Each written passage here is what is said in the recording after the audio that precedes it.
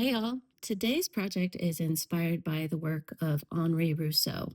He was a French painter and he did a lot of jungle scenes that were filled with lush greens and bright pops of color.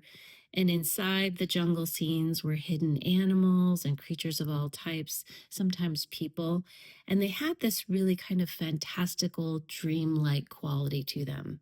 Now, I typically do this with my second graders, but you could certainly scale it up or down depending on the age group that you want to do this project with.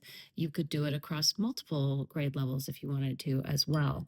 So, what you'll need for this project is a piece of watercolor paper or heavy paper of some kind. You could use cardstock if you don't have access to watercolor paper. You're going to need a Sharpie, and I like to use watercolors with this. It tends to work best, but if you don't have access to watercolors, you can use whatever you like. If you want to tie this to any of the elements of art, you could certainly do color, you could do line, and you could also do space. In this assignment, we're going to be looking at foreground, middle ground, and background. All of those elements would be appropriate. When students draw a picture, especially if they're using Sharpie to begin with, they often draw what's in the middle ground or the background first. And if you're using a Sharpie, this can be problematic because the lines from what's in the background are going to show through what you draw in the foreground. So we're going to focus on drawing what's in the foreground first. And I did a little pre-drawing of the foliage that's going to be in the foreground. It's going to be a little larger, and it's going to give the impression that it's closer to us. So I'm starting out what's closest to me first in the frame, and then I'm going to start drawing the middle and the background elements. So let's say I want to add a tree in here. Because I drew the foliage in front first, the tree is actually going to start kind of mid-trunk, and it's going to go up, and it's going to be kind of funky. Because of the dreamlike quality of Rousseau's work, we're going to sort of channel that in the tree. And so it doesn't really matter if it looks realistic. It can just be sort of fun and free form. So this is going to be kind of a weird and wonky tree. And I'm not going to worry about the fact that I drew the trunk a little skinny because I can go back in and just add that extra line there, make it the width I want, and then add some cool bark. You know, one of the things I talk about with my students a lot is that, especially when we're drawing with Sharpies or any time in art, we're going to make some lines, we're going to draw something or paint something that doesn't quite go the way we want it to. And we just kind of have to go with the flow. So sometimes those mistakes actually end up being something really cool. So let's say next I want to add a creature in here, and I'm going to attempt to draw a jungle cat. Now, I'm not exactly sure what it's going to look like. Sometimes when you're drawing, it ends up starting as one thing and ending as another. But I'm going to draw a little jungle cat in here. And I don't need to draw the whole thing because it's hiding within the foliage. They don't have to be traditional animals. You can sort of invent your own, which you can see in some of my examples. I definitely did that.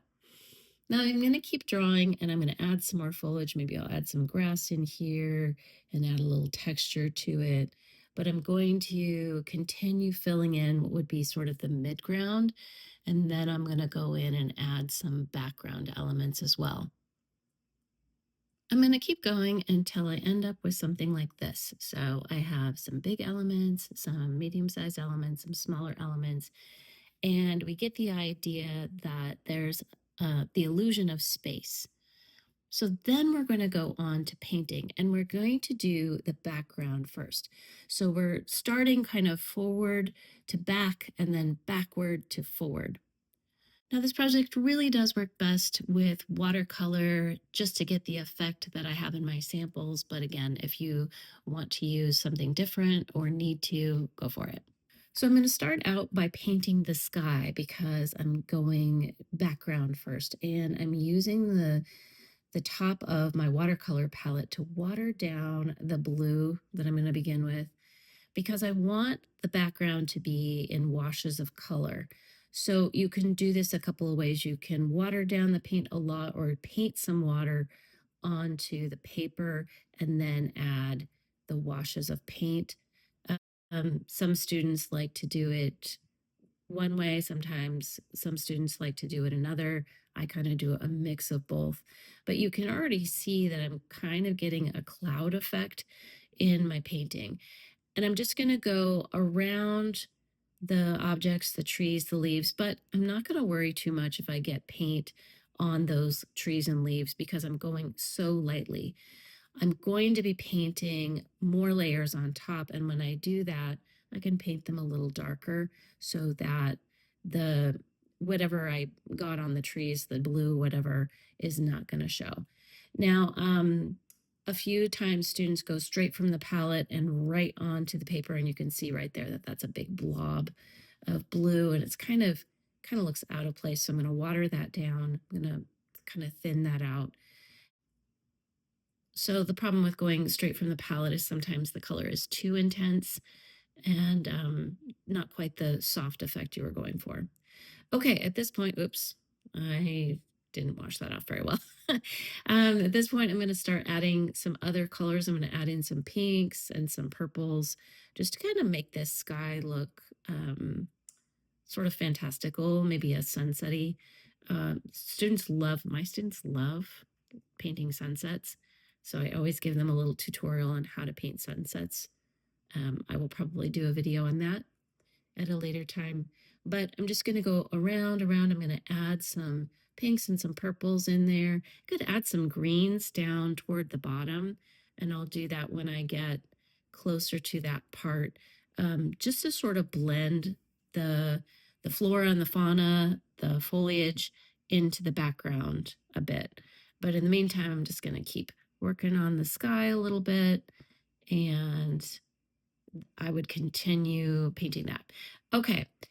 I'm not going to do the whole background right now just for the sake of time, but then I can go in with some green and start on those leaves.